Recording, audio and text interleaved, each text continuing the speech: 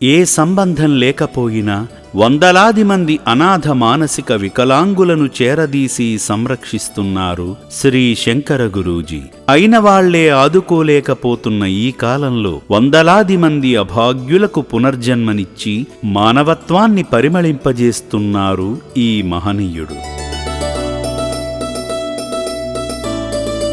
2010వ సంవత్సరంలో అమ్మా నాన్న అనాథ ఆశ్రమాన్ని స్థాపించి దాతల ద్వారా అనాథులకు సాయమందించి అనాథుల జీవితాలలో వెలుగులు నింపుతూ సమాజంలో స్ఫూర్తి నింపారు. శ్రీ శంకర గురూజీ స్థాపించిన సేవాశ్రమం ద్వారా ఎందరో అభాగ్యులు మానసికంగా కోలుకుని కుటుంబం చెంతకు చేరి సంతోషంగా జీవిస్తున్నారు.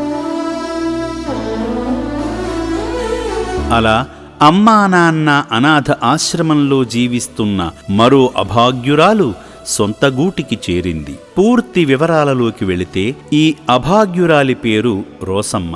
6 ఏళ్ల క్రితం మతిస్థిమితం కోల్పోయి రోడ్లపై తిరుగుతుండగా పోలీసుల ద్వారా అమ్మా నాన్న అనాథ ఆశ్రమానికి చేరింది. ఆశ్రమం వారు నిరంతరం చికిత్స అందించడంతో సేవాశ్రమంలోనే ఆశ్రయం పొందుతున్న రోసమ్మకు ఇన్నేళ్లకు గతం గుర్తుకు వచ్చి సిబ్బందికి తన వివరాలు చెప్పింది. శ్రీ శంకర గురూజీ సూచనల మేరకు ఆశ్రమ సిబ్బంది రోసమ్మను తీసుకుని ఆశ్రమ వాహనం మీద డిసెంబర్ 7వ తేదీన బయలుదేరారు. అందరూ ఉండి కూడా మానసిక రుగ్మత కారణంగా కుటుంబానికి దూరమై అనాథగా జీవించిన రోసమ్మ తన కుటుంబాన్ని ఎలా కలుస్తుందో చూద్దాము. రోసమ్మ సిబ్బందికి తన వివరాలు ఏం చెప్పిందో విందాము. అంజమ్మ, ఏ ఊరు మీది? మా సల్కనూరే. సల్కనూరు. ఎక్కడ సల్కనూరు? బ్రహ్మకాల దగ్గర సల్కనూరు. బ్రహ్మకాల దగ్గర సరుకునూరా? మరి ఎవరున్నారు ఇంటి దగ్గర? సొంత ఇల్లు మీది? సొంత ఇల్లే ఉంది, గింతంతది ఉంది, మాకు పెద్దది లేదు. పిల్లలు ఎంతమంది ఉన్నారు? 4, 2 ఆడలు, 6.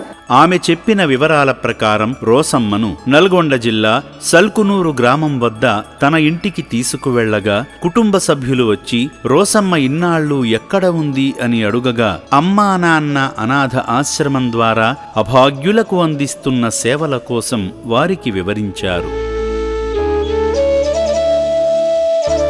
అనంతరం సిబ్బంది రోసమ్మ కొడుకు లింగయ్యతో హామీ పత్రంపై సంతకం చేయించుకుని అప్పగించారు. నా పేరు లింగయ్య అండి. మా అమ్మ పేరు రోసమ్మ. సల్కనూరు గ్రామం, నల్గొండ జిల్లా, మిర్యాలగూడ నియోజకవర్గం, యావలపల్లి మండలం. గత 6 సంవత్సరాలు అవుతుంది. చౌటుప్పలో ఉన్న అమ్మ నాన్న ఆశ్రయం తీసుకొచ్చారు. చాలా సంతోషం అనిపిస్తుంది. ఇలా శ్రీ శంకర గురూజీ రోడ్లపాలైన మానసిక వికలాంగులను అక్కున చేర్చుకుని చికిత్స అందించి సొంతవారి చెంతకు చేర్చుతూ ఆత్మసంతృప్తి పొందుతున్నారు. అమ్మా నాన్న అనాథ ఆశ్రమంలో ఉన్న మిగతా అభాగ్యులు కూడా సొంతవారి చెంతకు చేరాలని శ్రీ పుణ్యలింగేశ్వర స్వామిని మనసారా వేడుకుందాము.